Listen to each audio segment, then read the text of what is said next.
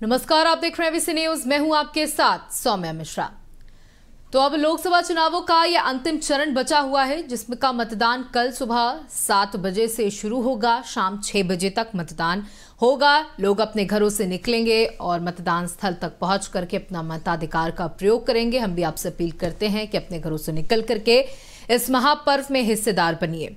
तो कल का जो ये 7वां चरण है, उत्तर प्रदेश की 13 लोकसभा सीटों पर चुनावी मतदान होना है और ये बेहद महत्वपूर्ण सीटें हैं। पूर्वांचल की ये 13 सीटें, जिनमें कई बड़े बड़े दिग्गजों की साख भी दांव पर लगी है। चाहे वो प्रधानमंत्री हो, जिन्होंने इस बार 10 लाख पार का नारा दिया है, इस नारे तक पहुंचना है, इस आंकड़े को पार करना है। वहीं गठबंधन के लिए इस आंकड़े को, प्रधानमंत्री को वहीं पर रोकना है और परसेंटेज में कमी लानी है। एक ये बहुत बड़ी चुनौती है, जहां मिर्जापुर से अनुप्रिया पटेल के सामने उनकी खुद की बहन एक चुनौती बनकर खड़ी हुई है, जहां पर मंत्रियों की साख दांव पर लगी हुई है। गोरखपुर में मुख्यमंत्री आदित्यनाथ की साख दांव पर लगी है, क्योंकि रवि किशन चुनावी मैदान में है और उनके लिए भी बहुत सारी मुश्किलें हैं।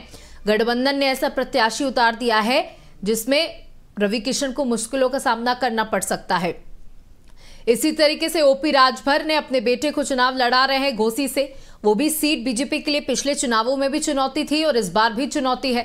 वहीं गाजीपुर की बात की जाए तो अफजाल अंसारी एक बहुत बड़ी चुनौती के रूप में बीजेपी के सामने है।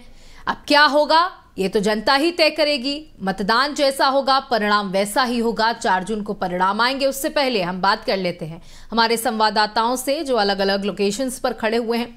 वाराणसी से हमारे साथ मोहम्मद कैफ हैं, जो वाराणसी में क्या कुछ माहौल बन चुका है, क्योंकि अब माहौल सेट हो चुका है। अब जो कुछ भी मतदाताओं को सोचना था, उन्होंने सोच लिया है, किसको चुनना था वो भी अपने दिमाग में सेट कर लिया है।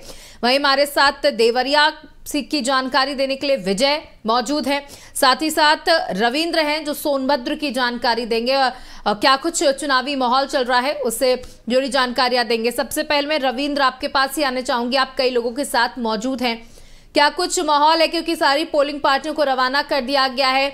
बूथ स्तर पर भी तैयारियां तेज हो गई हैं, प्रशासन ने भी पूरी तैयारियां कर ली हैं। जनता ने क्या कुछ तैयारी की है, कैसा मन बनाया है? जी बिल्कुल, कल मतदान सुबह 7 बजे से होना है और सोनभद्र जो जिला है 4 राज्यों से घिरा हुआ जिला है और ये रावटसर लोकसभा सीट है।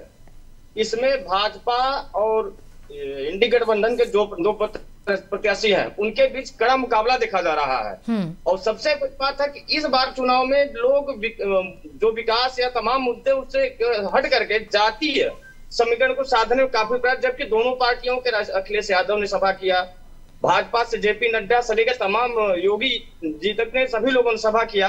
लेकिन अब सुबह देखना है कि क्या धूप के आगे क्या मतदान प्रतिशत क्या रहता है, क्योंकि टेम्परेचर जो मौसम का तापमान है वो भी नियर अबाउट 50 के लगभग है। बिल्कुल, मतदान कल निर्भर करेगा कि जैसा जितना मतदान होता है किसके पक्ष में होता है, इसके बारे में कल देखा जाएगा। बिल्कुल, कि जैसा आपने जिक्र किया कि तापमान लगातार बढ़ता जा रहा है, उसको देखते हुए कई तैयारियां भी प्रशासन द्वारा की गई हैं। हालांकि वैसे तो एडवाइजरी जारी की गई है कि आप अपने घरों से ना निकले, लेकिन मतदान का दिन है तो घरों से निकल करके मतदान स्थल तक पहुंचना भी बहुत जरूरी है। इसको लेकर के पानी की व्यवस्था, टेंट की व्यवस्था कैसी की गई है, और आप कई लोगों के साथ भी मौजूद हैं, उनसे भी बात करिए और क्या कुछ उन्होंने इस बार सोचा है, किन मुद्दों पर वोट करने जाएंगे, इसकी भी जानकारी लीजिए।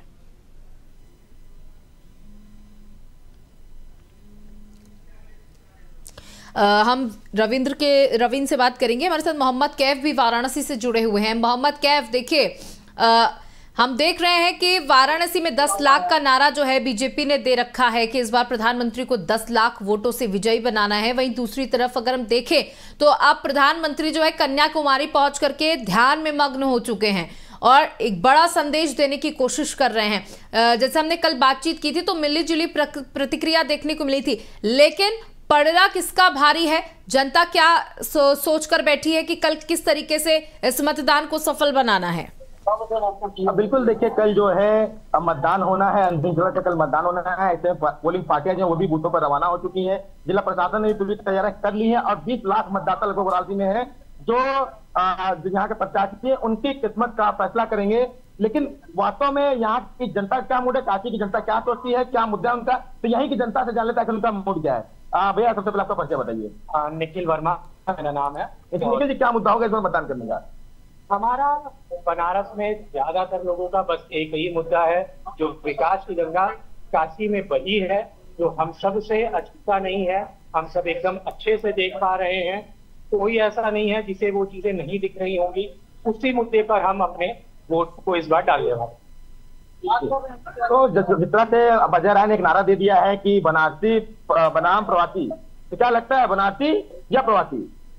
अगर हम बात करें इस नारे की, तो बनारसी वो भी पहले से थे, हम भी पहले से थे। उनकी सरकार भी पहले यहाँ पे थी, उनके प्रतिनिधि भी यहाँ पे रहे हैं, तो वो क्या पहले बनारसी नहीं थे? अब बनारसी का वो अपने आप को साबित करने की क्यों उनको आन पड़ी?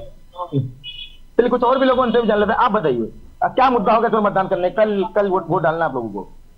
बेरोजगारी सबसे बड़ा मुद्दा है। किसी भी तरीके का रोजगार इस सरकार में नहीं मिला। जो चीजें थी वो भी हाथों से चली गई। महंगाई इस कगार पे आ गई है कि घरों में 3 टाइम बनने वाला खाना 1 टाइम बन रहा है। गरीबी की सीमा बढ़ते चली जा रही है, लेकिन यहाँ पे सिर्फ धर्म और जाति के नाम पे वोटों को बांटा जा रहा है और किसी प्रकार का कोई विकास नहीं है। सड़कों को चमकाने से कुछ नहीं होता। गलियों का शहर है बनारस, गलियों में जाके आप लोग देखिए कि किस प्रकार का विकास हुआ है और किस प्रकार का काम हुआ है। 10 साल में भव्य काशी दिव्य काशी का नारा दे दिया गया है। नारा तो ये बहुत सा देते हैं। नारा तो उन्होंने ये भी दिया था कि 15 लाख रुपए हर इंसान के खाते में आएगा, हर में नागरिक के खाते में आएगा, लेकिन इनके जो सरकार के गृह मंत्री उन्होंने कहा कि ये चुनावी जुमला है। तो इससे हम लोग क्या समझा जाए? इस बात का वो है, बनारस को रोडों पे चमका के बनारस नहीं बन जाएगा। जब तक पेट नहीं भरेगा तब तक कोई काम नहीं होने वाला, कोई खाली पेट नहीं चलने वाला है। और ये सिर्फ पूरी 10 साल जुमलों की सरकार चली है, किसी भी प्रकार का कोई भी काम नहीं। सिर्फ इन्होंने धर्म और जाति के नाम पे बांटा है लोगों को और आपकी जनता जाग चुकी है। अब जनता इनके उस पर नहीं आने वाली है। माननीय अजय राय हम लोग के प्रत्याशी हैं और वो बनारस के रहने वाले हैं। वो यहाँ से भारी मतों से अब की प्रधानमंत्री जो नहीं बनने वाले हैं, यहाँ के जो सांसद है उनको भारी मतों से हराएंगे। क्योंकि अब हम लोग भी चाहते हैं कि हम लोग का जो शहर का, हम लोग के जिले का सांसद है, वो हमारे बीच में 24 घंटा हम लोग को मिल सके। और अजय राय जी मात्र ऐसे जनप्रतिनिधि है जिनके दरवाजे पे कभी भी आप पूरी रात दिन कभी भी जाए, वो आपको आपकी समस्या के लिए कहीं पे भी खड़े रहेंगे। ठीक है जी।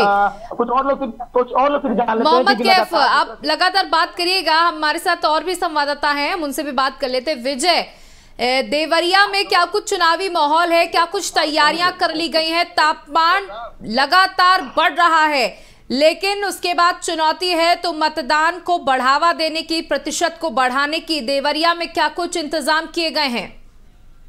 जी बता दें कि देवरिया में आज पोलिंग पार्टी रवाना की गई है और यहाँ का जो मतदान परसेंटेज बढ़ाने की बात हो रही है, तो लगातार यहाँ गर्मी का जो कहा जाए, गर्मी का सितम 45 डिग्री है। वही जो अपील करने का कहा जा रहा है, तो जिला निर्वाचन अधिकारी का कहना है कि लोग गमछा डाल के, छाता लेके पोलिंग बूथ पे जाए। हमारे साथ पान की दुकान और चाय की दुकान भी है, हम वहां भी बात करेंगे। पान की दुकान पे है एक चाचा जी, उनसे बात करेंगे कि क्या है चुनाव का असल मुद्दा और किस मुद्दे पे इस बार चुनाव हो रहा है। चाचा जी, इस बार का चुनाव किस मुद्दे पे हो रहा है? क्या आप मतदान किन मुद्दों पे करेंगे? आएगा समय तो बता दो। समय तो आ चुका है, कल ही समय है ना। चाय की दुकान भी है, चाय की दुकान पे भी चलेंगे और लोगों से बात करेंगे कि क्या है मुद्दा इस बार, कैसे होगा चुनाव और क्या है वहां का इस बार।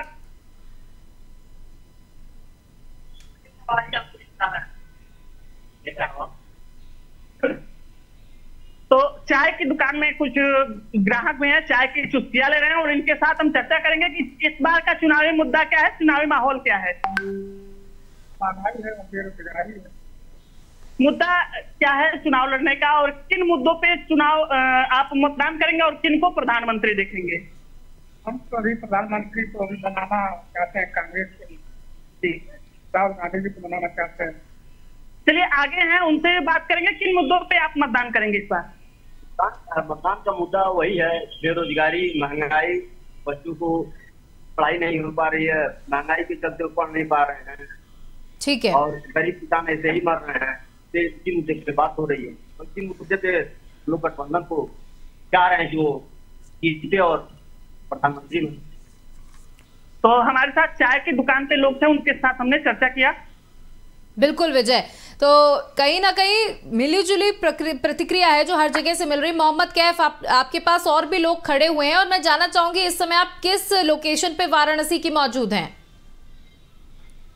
अब ये लोहरा बीर वो चौराहा है जहां पर पीएम मोदी का भी काफिला गुजर चुका है, यहीं से अब प्रियंका गांधी और उनका भी काफिला गुजर चुका है। अब ठीक यहाँ से लगभग 100 मीटर की दूरी पर जो है अजय राय का आवास है और हम उसके पहले ही यहाँ चौराहे पर खड़े हैं जो जहाँ पर चाय कॉफी दुकान है और यहाँ पर लोग जो है चाय कॉफी पी भी रहे हैं। इसके साथ ही चुनावी चर्चा भी कर रहे हैं और कल किस पे मतदान करना है इस पर भी लोग विचार कर रहे हैं। तो बताइए क्या नाम है आपका? बहुत तेज बोलिए।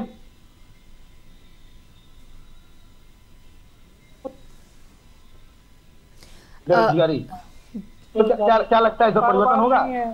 बहुत सारा कारोबार बंद है, लेकिन 2 महीने एकदम बंद है। एकदम बंद है। और क्या मुद्दा है? मोदी जी कह रहे हैं कि बहुत ज्यादा विकास कार्य हम लोग ने किया है, उसी पे वोट मांगा जा रहा है। क्या बात आई नहीं, जो बात बोली सही बात बोली थी। सबसे बड़ा मुद्दा रोजगार है, रोजगार नहीं है। आज 3 टाइम खा रहा है, 1 टाइम खा रहा है, सबसे बड़ी बात है। कमजोर तबके का आदमी बहुत परेशान है। कुछ और भी लोग उनसे भी जान लेते हैं। भैया आप बताइए क्या मुद्दा इस बार आपका होगा वोट करने का? वोट करने का मुद्दा बेरोजगारी है और आपसी भाईचारा बड़ा खराब हो रहा है जब से गवर्नमेंट आई है। अच्छा, आपसी भाईचारा खराब हो रहा है। ये बताइए कि क्या लगता है जिस तरह से बीजेपी के लोग कह रहे 10 लाख वोट से जिताएंगे, मतों से विजय बनाएंगे मोदी जी को, तो अजय राय कह रहे हैं कि हम इनको मार देंगे। क्या लगता है परिवर्तन होगा? परिवर्तन जहाँ तक बात है, इस बार लड़ाई जो है मार्जिन की लड़ाई रहेगी, क्योंकि इस बार मोदी को लोग बहुत नापसंद कर रहे हैं। गलियों का बिल्कुल विकास नहीं हुआ, सारा फीवर बजा रहा है गलियों में एकदम परेशानी। आप जाके दाल मंडी है या हाटकेश्वर है, इन जगहों पे देखेंगे तो आपको वहाँ की जमीनी हकीकत समझ में आएगी। ये जो हकीकत आपको दिखी हवाई है, हवाई है। हाँ, लेकिन काशी जो है कोर्टों के तर्ज पर तैयार किया जा रहा है, फिर आप बोल रहे हैं हवाई है। ये कोर्टों कागज पे है, हकीकत में नहीं। फोटो कागज पे, हकीकत में नहीं। आप बताइए कितनी वास्तविकता है? क्या वास्तव में जिस तरह से 10 सालों में काशी में विकास सड़कों का नहीं हो रहा था, या विकास नहीं बना था, बंदरगाह नहीं बना था, कैंट स्टेशन का कायाकल्प, लेकिन वो चीजें अब तो बदल रही, धीरे धीरे तो बदलेंगी। तो फिर विरोध क्यों? किसी बात का कोई बदलाव नहीं है। सड़कें आज भी, कल भी उतनी चौड़ी थी, आज भी उतनी चौड़ी है कागज पे, और पूरी दुनिया में खाली हमारे काशी को बेचा गया है, टोटो के नाम पे बेचा गया है। किसी प्रकार का कोई टोटो नहीं, यहाँ पे टोटो खरीद चल रहा है। मोहम्मद कैफ, देखिए लोगों से पूछिए कि बीजेपी कहती है, प्रधानमंत्री मोदी कहते हैं कि यहाँ पर जो विकास हुआ है, चाहे वो कॉरिडोर बनना हो, चाहे वो घाटों का निर्माण होना हो या घाटों का सुंदरीकरण होना हो, इसकी वजह से जो टूरिज्म बढ़ा है उसने काशी की जनता की हर एक व्यक्ति को रोजगार देने का काम किया था। पहले लोग काशी आते थे, लेकिन कॉरिडोर बनने के बाद एक जन सैलाब देखा गया काशी में और इससे बहुत रोजगार मिला है। चाहे वो होटल वालों की बात की जाए, चाहे वो रेस्टोरेंट्स की बात की जाए, चाहे वो सड़क में चलाने वाले वाहनों की बात की जाए, पब्लिक ट्रांसपोर्टेशन की बात की जाए, तो सब में हर तरीके से लोगों को रोजगार मिला है। तो कैसे लोग कह रहे हैं कि बेरोजगारी है?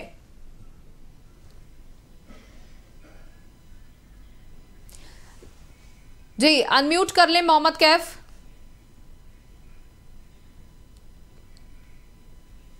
मोहम्मद कैफ, आपकी आवाज हम तक नहीं पहुंच रही, अनम्यूट कर लें।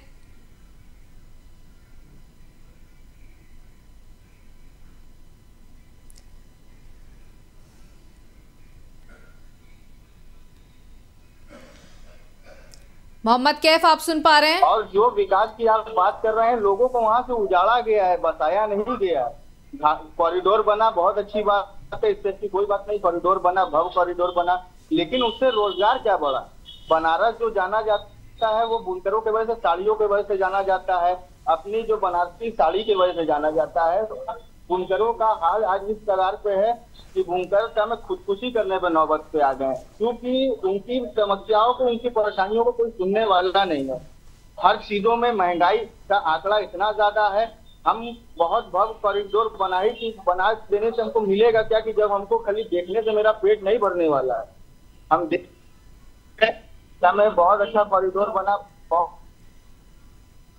जी विजय, जानना चाहूंगी, देखिए कई ऐसी खबरें आई थी जहां पर लोगों ने चुनाव का बहिष्कार भी किया था, तो आपसे जानना चाहूंगी, क्या देवरिया में भी इस तरीके की खबरें आ रही हैं चुनाव बहिष्कार को लेकर के कि विकास नहीं हुआ, सड़कें नहीं बनी, दीवार नहीं बनी, तो हम चुनाव में मतदान नहीं करेंगे?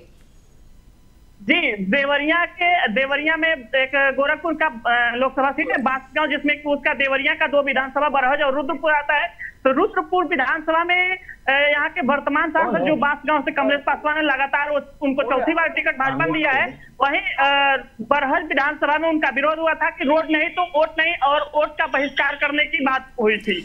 बिल्कुल, तो कुल मिलाकर के चाहे वो देवरिया की बात की जाए, चाहे वो वाराणसी की बात की जाए, जिले के अपने अपने समीकरण हैं और मिलीजुली प्रतिक्रिया भी सामने आ रही। मोहम्मद कैफ, आपका और विजय आपका दोनों का हमारे साथ जुड़ने के लिए बहुत बहुत शुक्रिया। तो देखा आपने कि जनता ने साफ तौर पर ये कहा कि इस बार किस मुद्दों पर वो वोट करने जा रही है, जहां बेरोजगारी और महंगाई पूरे सभी चरणों में 1 से लेकर 6 चरणों तक हमें सबसे ज्यादा इस मुद्दे का बोलबाला देखने को मिला, और 7वें चरण में भी ये हावी है कहीं ना कहीं। लेकिन उसके बावजूद जो बीजेपी है उसने ताबड़तोड़ जनसभाएं करके लोगों के मन में परिवर्तन लाने की कोशिश की है। कितना परिवर्तन आएगा, किसके प्रति ये परिवर्तन आएगा, ये भी देखने वाला समय ही बताएगा। 4 जून को रिजल्ट आएंगे, तब साफ हो जाएगा कि जनता ने किसके हित में वोट डाला है। फिलहाल इतना ही, बने रहिए एबीसी न्यूज के साथ। नमस्कार।